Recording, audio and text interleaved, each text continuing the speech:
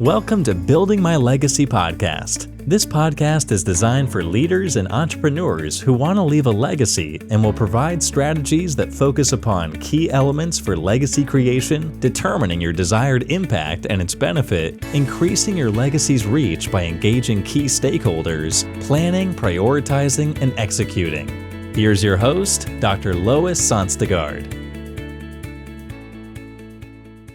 Hi, everybody. This is Lois Sonstegard, and I'm with Karen Whitaker again today as we continue our podcast series on how do you navigate the corporate world?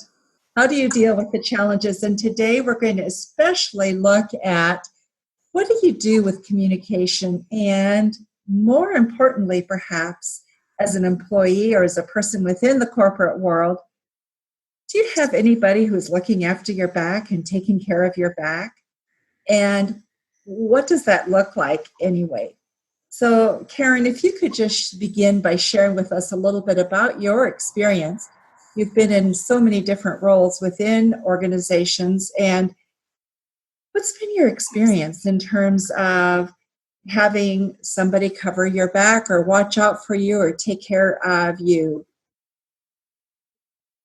So I think to start that, I think it's important to state that I can't say 100% that anyone, that I don't believe that anyone can have your back 100% except for yourself.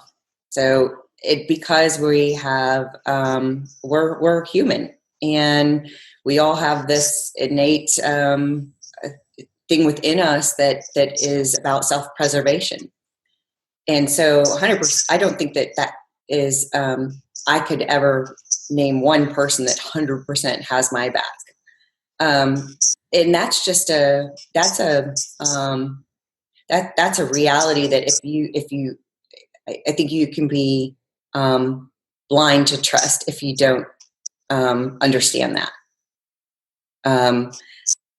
I tend to trust with my eyes open.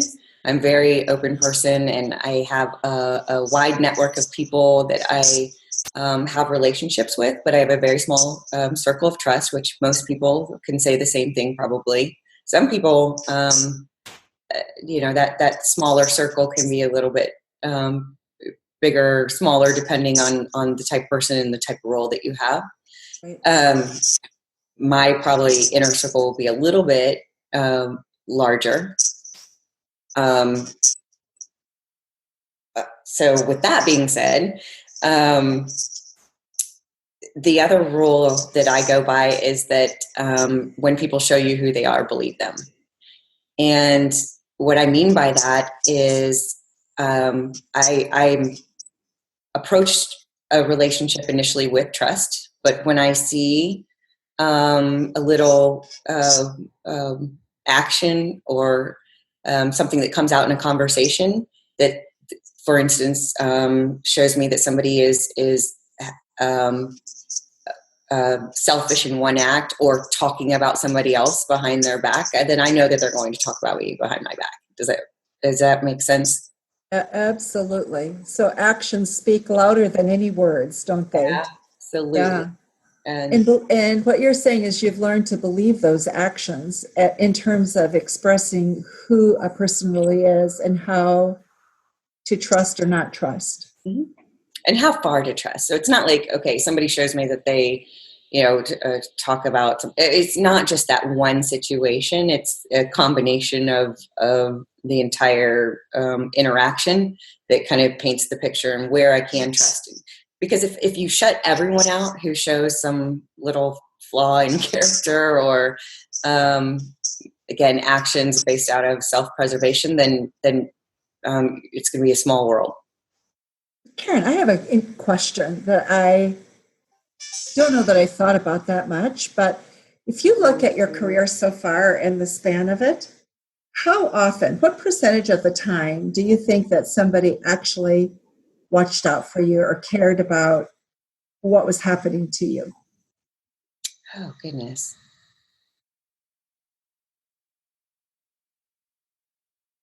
If I had to put a number to that, I mean, it's very small.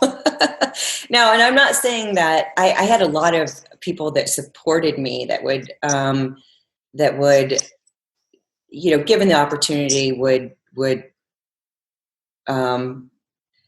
plug something in and or say something positive, or provide feedback strategically to somebody that was in my direct line of reporting, to help me. But I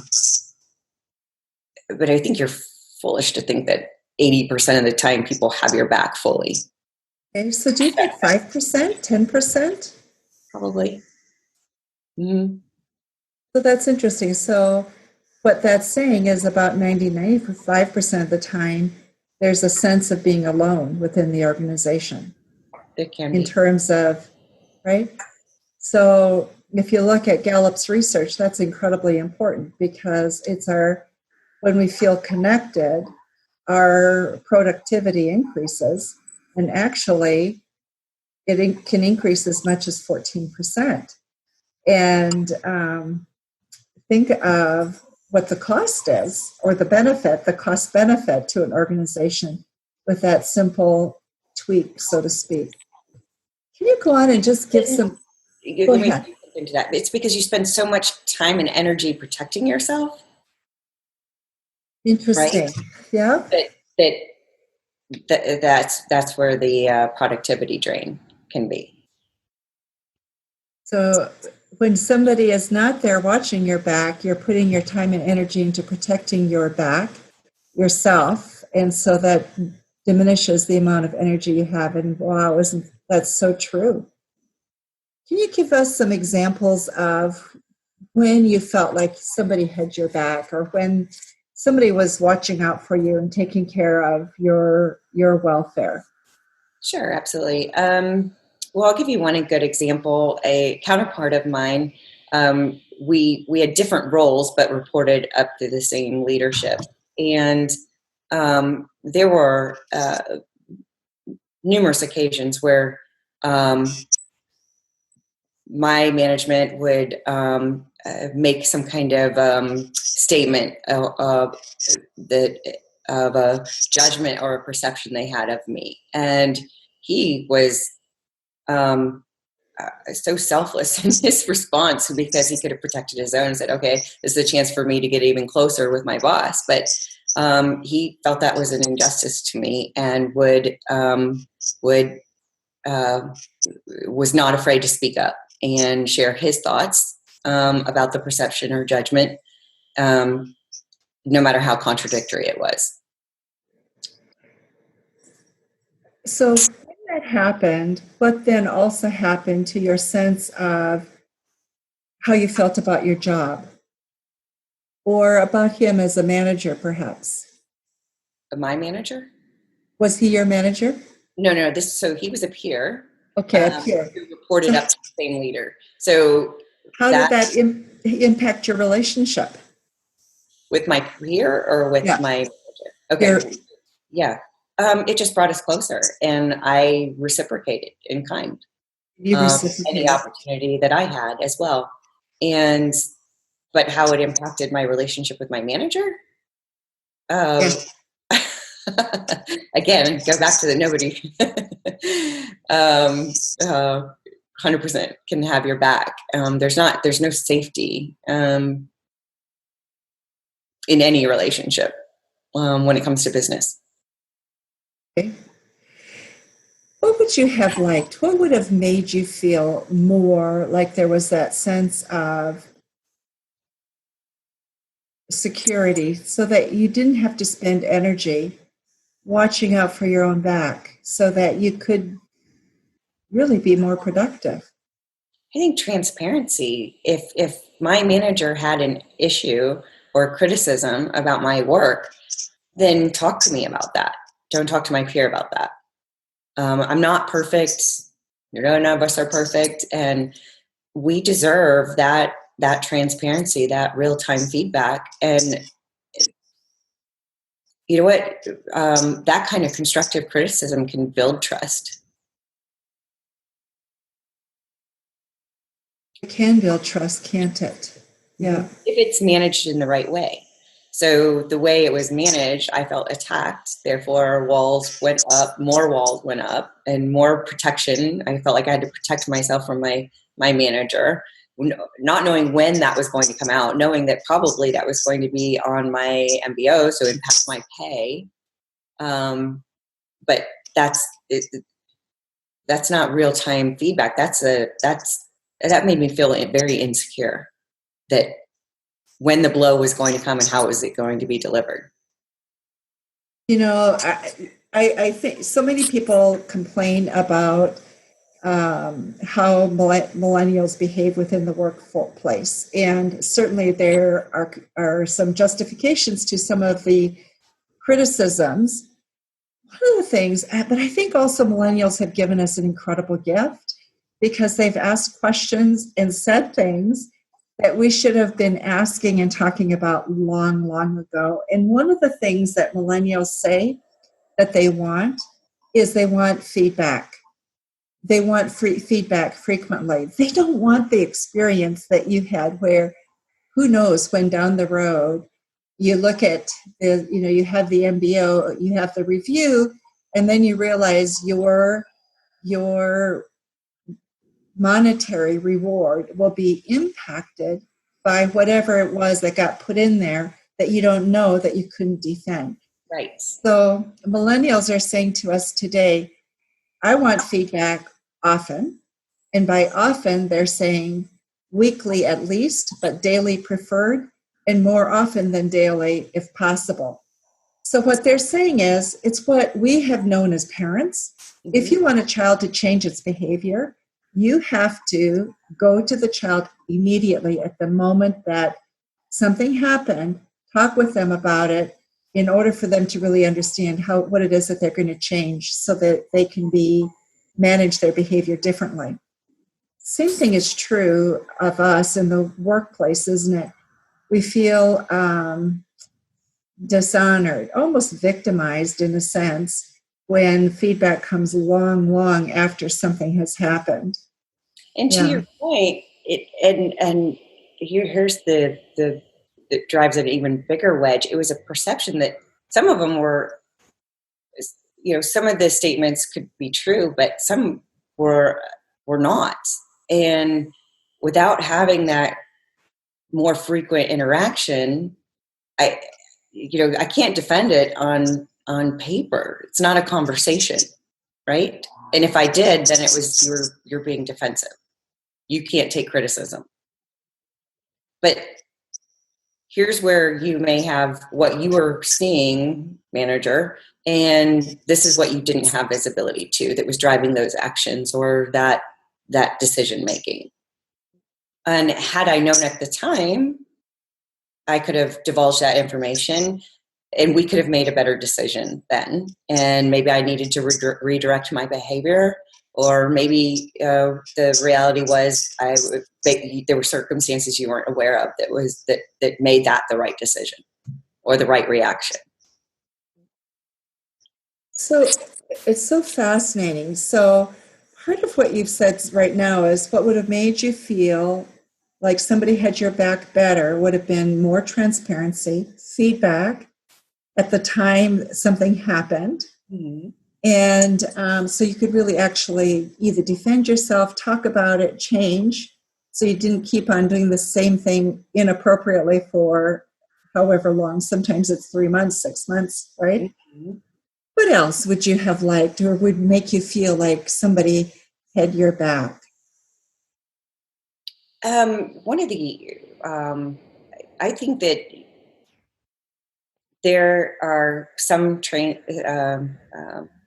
thoughts that you shouldn't be close to your direct reports, and I think that that's 100% false.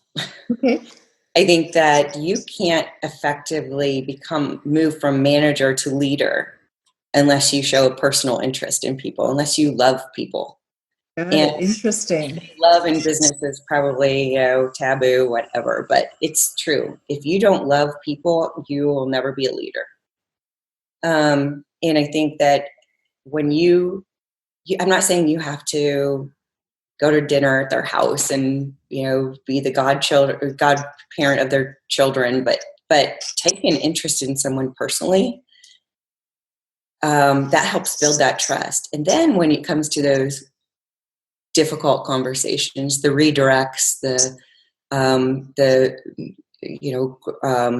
constructive criticism or feedback, they're much more willing to listen and accept it because they know it's coming from a good place and that you have their best interest at heart.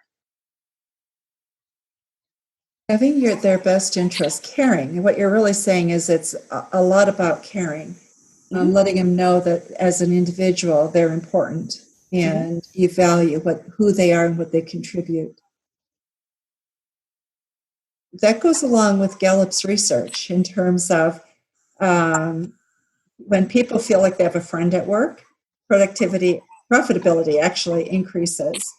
When people are able to do what they do well, and you can't do what you do well if somebody doesn't know what you do well, right? Then profitability increases tremendously. And these are some things that are small and not that difficult to do. They don't cost money, but they impact the bottom line. Agree. What else? Anything else? I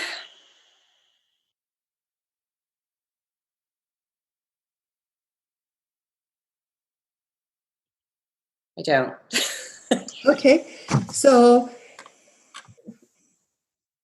from this, in terms of looking at where do you have people who will cover your back, who you can talk with, who are transparent, who will give you feedback.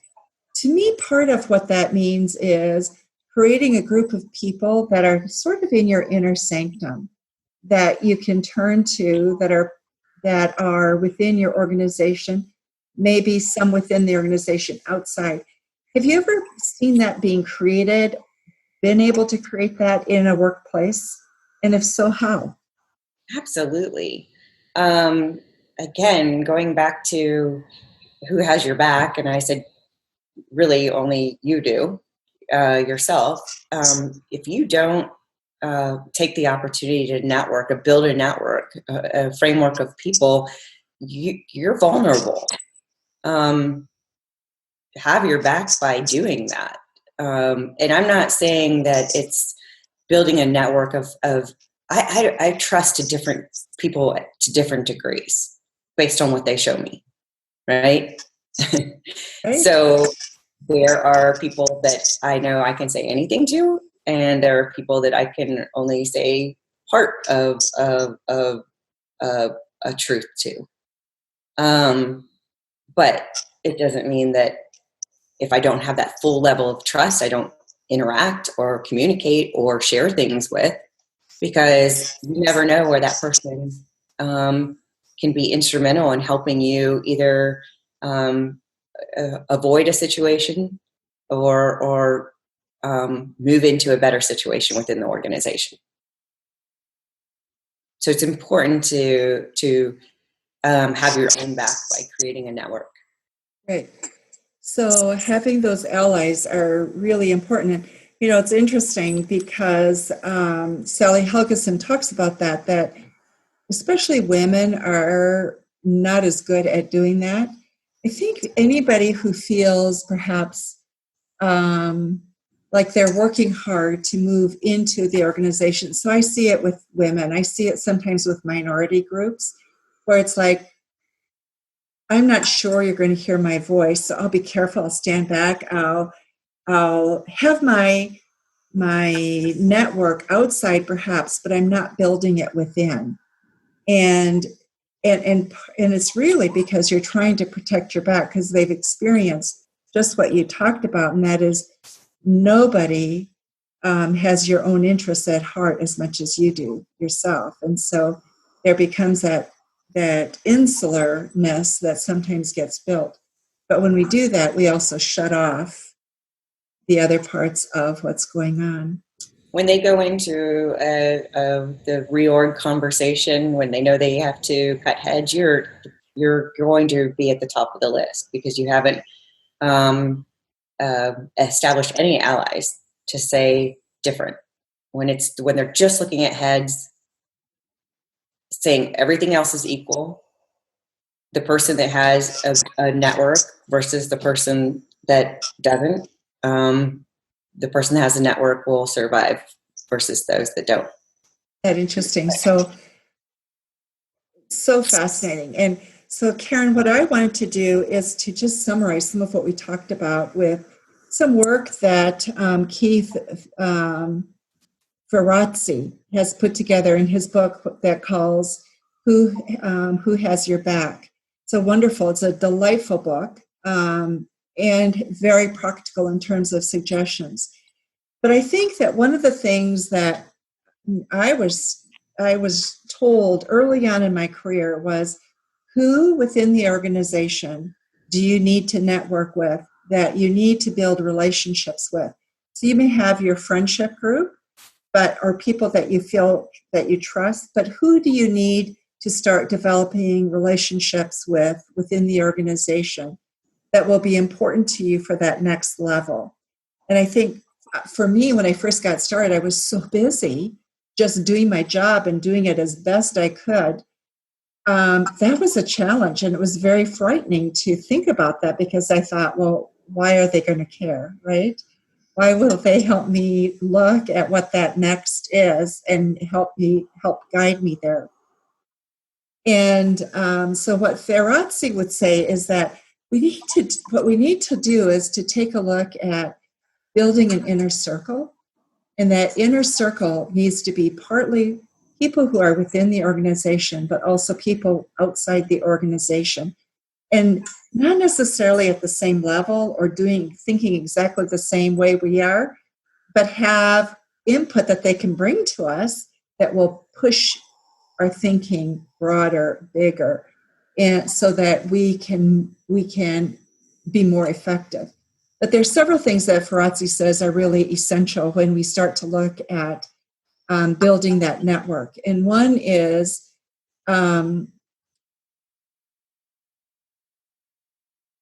how much is that person able to speak candidly with me as a person?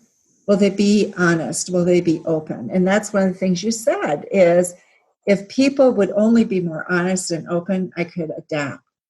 And so many times what we need is to just identify 2-3 people. Let them know you're a part of my inner circle. I'm really relying on you. I'm going to come back to you regularly to get feedback because I need input. Otherwise, I'm vulnerable. Really, right? We're all vulnerable without feedback. Mm-hmm. And then an agreement, will you please hold me accountable? So if I'm doing something in a meeting that's not working, please get back to me. And get back to me as soon as possible so I don't keep redoing it. Right? And then I think the other thing that we don't talk about enough is, what's that person's spirit of generosity? And by that I mean, there are things that happen where we go, I just hold that in because I'm uncertain about that. And maybe it's okay. Sometimes it's good to ponder and keep your mouth shut. But generous people will also come to you and say, Karen, I observed this and I don't know, I may be way, way off base. Just want you to think about it because this is how I was responding. And if I'm off base, I'm off base. Just wanted it in case it's important, right? Mm-hmm. Now I have a choice to be able to say, yep, you know what, you've got a point. I better take a look at that. Or, you know what, right now, given what's going on, it's really not an important consideration, but I'll keep it in my head because down the road it is perhaps going to be. But one of the keys that I didn't realize until I was talking with Ferrazzi for looking at generosity is, will that person receive generosity back? Because if they won't receive it back, they probably aren't able to give it the way you need it to be. Mm-hmm. Isn't it? To me, that was really important. And then another in terms of your inner circle is, do you have diverse opinion? And I like this because in today's discussion right now, we have, I think, so misunderstood the value of diversity. Why is it we want women in a group? Well, it's because we share differently, we think differently, we color with different colors. The same is true with minority groups. And we do that, all of us, because of experiences that we have, right? Mm-hmm. And so we come with this different thinking. And it's the different thinking, not the fact that we're different, it's the different thinking and the contributing of it that makes us so much more able to grow and to be able to really move on. Yes. So yeah, go ahead. You in that I thought of an example because we're talking about our inner circle, but you have to trust. You have to establish relationships beyond that, right? To be not only to get information that can help you, but also have others that can also have your back in other situations, right? Depending on the size of the organization, but be very strategic in that wide net. And I'll give you a good example. I was when I started at my last company, I was 3 or 4 management layers below the general manager, but I knew that this person carried a lot of weight. They had been with the company a long time. They had a very strong network, and that person was going to be instrumental to me in some way if I could establish some initial rapport with them. And that putting myself out there is what kept me, what saved my position with the company, and what got me the future opportunities for the 10 years that I was there. So you don't do yourselves any favor by 100% flying under the radar. Most people would be like, I don't want my name in that person's mouth because they wield too much power. And I was like, I want my name in that person's mouth in a good way. Right. Because I know that his influence can impact my future at some point. So important. Right. So it's a strategy about building a network and your trust chains. Now, that's not somebody that would ever be in my inner circle just because of the imbalance of power and position. But again, just a little piece of advice there to be very strategic about that network that you create. So true. Karen, it's amazing, but we've been at this talking about who has your back for nearly 30 minutes now. Oh. And so it's just amazing when we talk about something that is really dear to our hearts or that we've experienced. Time does fly so quickly. And one of the reasons why I really wanted to talk about this is when I talk with people in management positions and I ask them that question, often people will kind of look at me a little uncomfortably, afraid, right? Because we don't know how to respond to that. But people in sort of middle management usually can identify 2-3 people who are within their sphere that they relate with and share and kind of pass things back and forth so that they can really assess and help each other grow. As I move up the chain and start working with C-suite people and ask that question, I generally get a very different response. It's almost a deer in the headlights response, like, well, never. And so I have thought about that a lot. And as you think about if people at the top don't have anybody watching their back and they don't understand they've had to learn how to totally be self-sufficient, defend themselves, and fight, duke it out so that they can keep where their position. Being able to look at other levels and see why that's so important, it's going to be more difficult, right? Mm-hmm. And so this is one of the topics that I want to come back to and do a lot more work with. And so those of you who are listening, this is an area in which you may find yourself at some point receiving a survey from me, because I really want us to begin to sort through how is it that we're building and growing people, but how do we also look at protecting our own back, our own self-preservation, and allow ourselves to grow and not be bounced around like a ping pong ball within an organization, right? And so that we're more proactive in terms of where it is that we're trying to go. And I think it is our responsibility to identify that. If you have thoughts, please let us know, let me know. Karen is going to be back, and we're going to be doing several more of these sessions on how do you navigate the corporate world. So I'm really looking forward to your input, your feedback, your comments, anything that you can contribute to our being able to make this more meaningful to you would be helpful.